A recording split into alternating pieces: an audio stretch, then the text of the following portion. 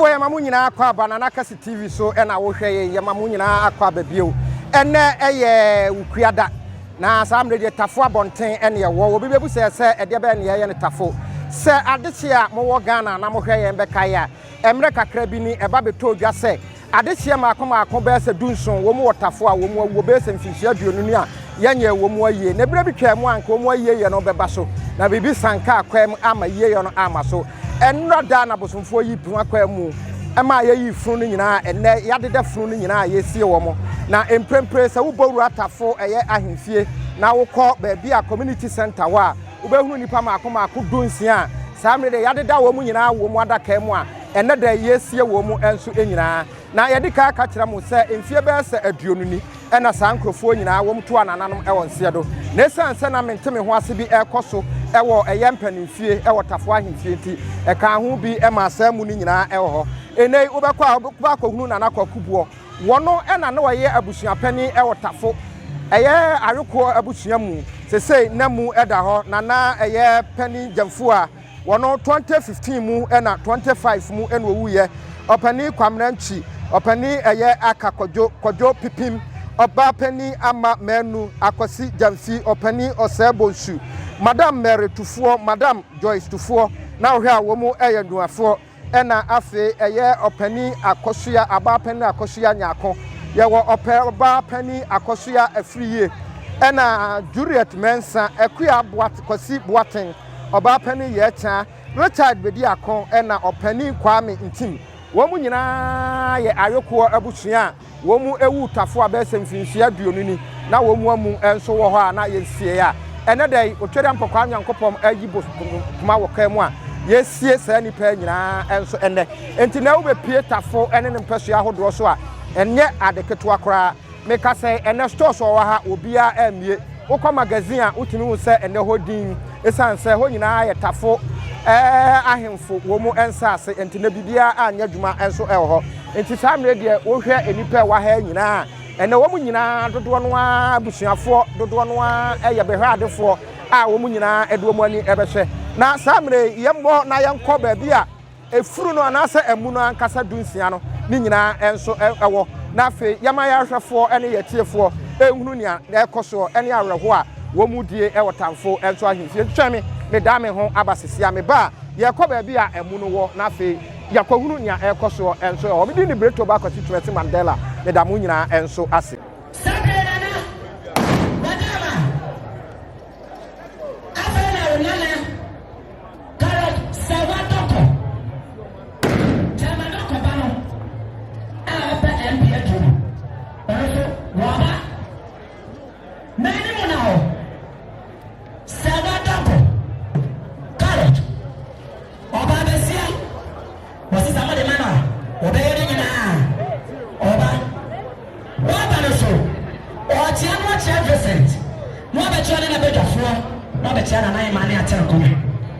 What's your problem?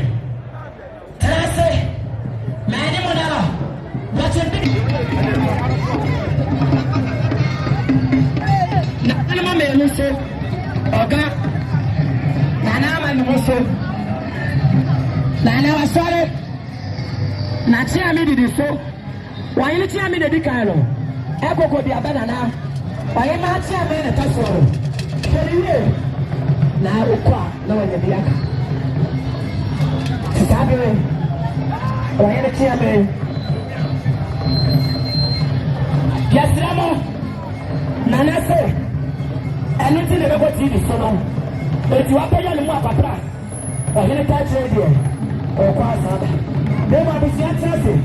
Na é a casa é de dia de subir no tour. No bar nem a subir de atirar. É já o homem, qual o meu atual? Mas a me falou ele me vai a. Mas a tia Sesiana na eka so bete ewurade ka so ni pename eka trichichu ko abrecha ke friend the nation MP president Dr. Nana Ohene chief of staff Nana Frimpong mo mane kwa na me say when go to floor se ne boko le ben ti mame kwa hine na ba no mame kwa na me say Frimpong what piano man pa Nana we we are Bama. Yeah.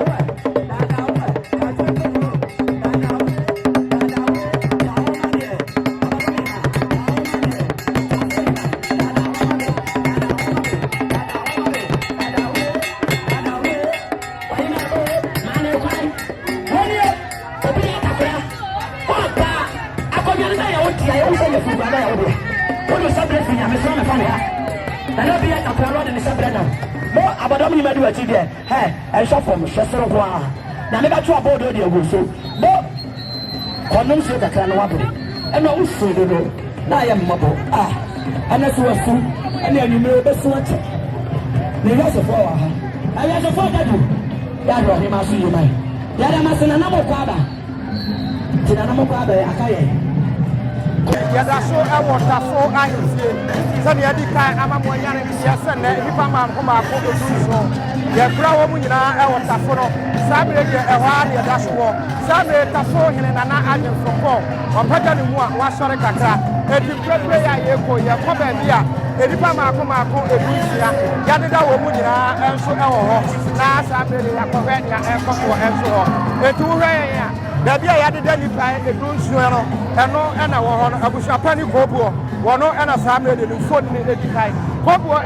obi a watna Tafo ne pese ahodo so wono so eni no eno ati wo mu aka naka wo ho nyira no eye nipa maako edusia no ena sabre de wo mu nyira wo mu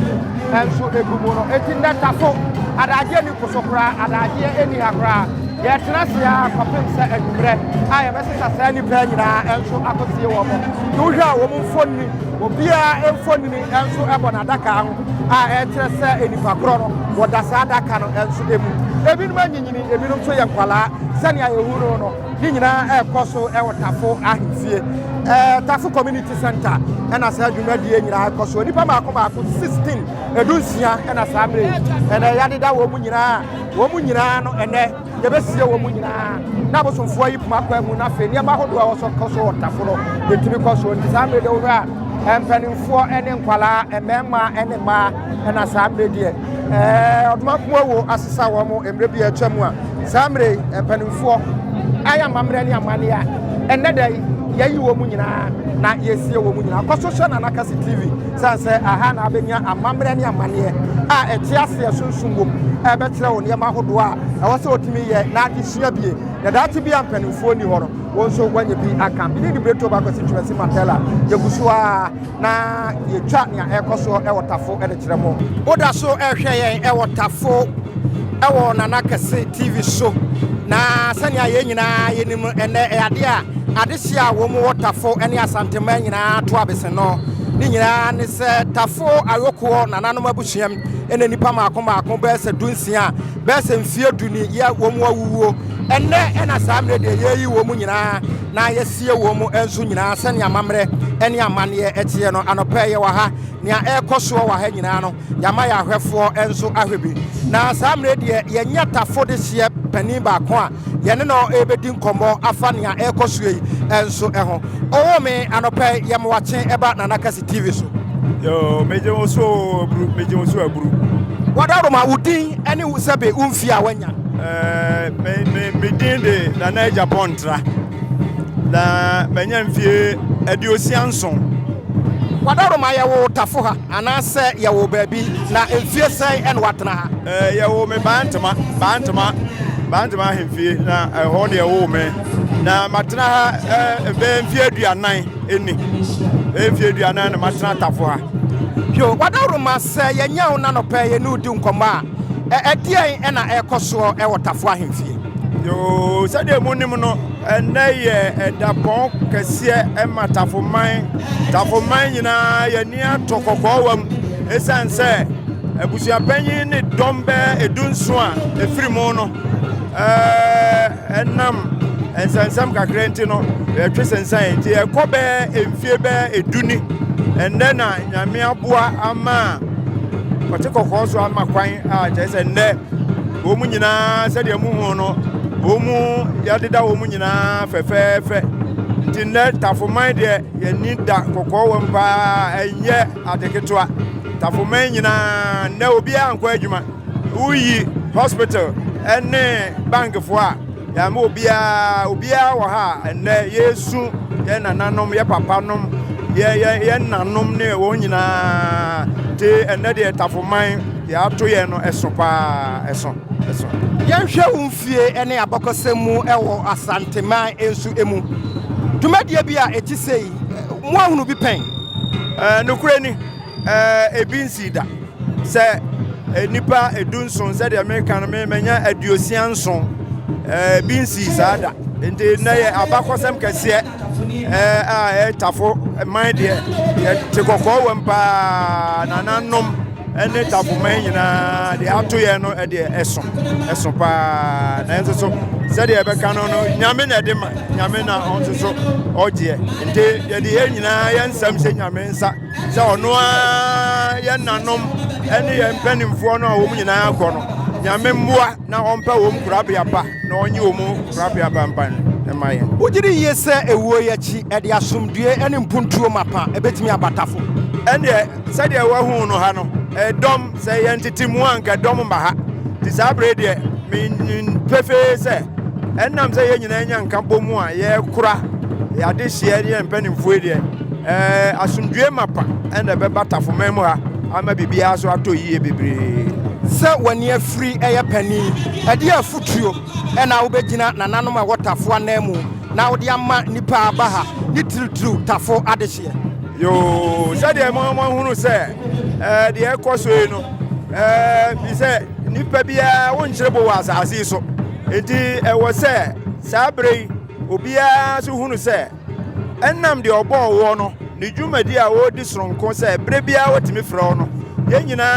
yamfia ho nto onyame no so na ono na oya ade nyina na afei ya boa ama nkoso ene nimdie nkabomu aba ye Tafomanhene mu tamase enipa edunsia asamre yesie wo mu nyina wadaru ma wonim wo mu nokure ni benim wo nyina a ye nanaboa a oye busuya panyin no ona aka nyina ya de hye kronkron wo Tafomanhene mu ha chese boa entina sa adwaboi akoso amu hu de akoso bia opani yebeda wase na yamamo ene yo na yamamo eye yako esanse ene Tafomanhene mo ato abese no na mo aye so ama na ye fempre ya durei aya Abakosem e wo Ghana memo aye gidi ye se asomdue etimi aba tafo nananom aweko entem amenipa baako be se dunsia yayi wo mo na esie wo mu dia yenim se ba bia basabasa ye kunsun ne papa mu wo bia no asomdue enso ebeba ho papa ni ye do ase se anopei wonne nanakasi TV ene ya ahwefo enso akasa twedem pokwa nyankopɔ nsirawo na nimdie ode ama wo no wo ma obi enso enka ho adehye tafo ena samre die ye wo na sane yadi kan amamo nyane ntie no enada Agyen poso e wotafo ni nyina ne se nipa maako be se dunsia ene ne yayi wo mu nyina be se mfia duonu ene se nipa nyina no wo mu awuo wo mu yeda tafo adehye ene wo mu awuo hise fridge na esanse na mente ho ase kakra bi wo nti ene ka ho bie e ma samre de wo mu nyina no no mu hise fridge mu samre de etu akɔkyere ba bia kyerɛ ama ene ye wo mu nyina yie enti na nakasi TV koso anahwen esanse ye befra to fam bia wotafo ahemfie no kwan bia so no ye ba mamo ho bi yadamo ase yamamo mo ene hwe a ye besan ne mo adi ahia enso bi yadamo ase yamamo mo ne hwe a enya ado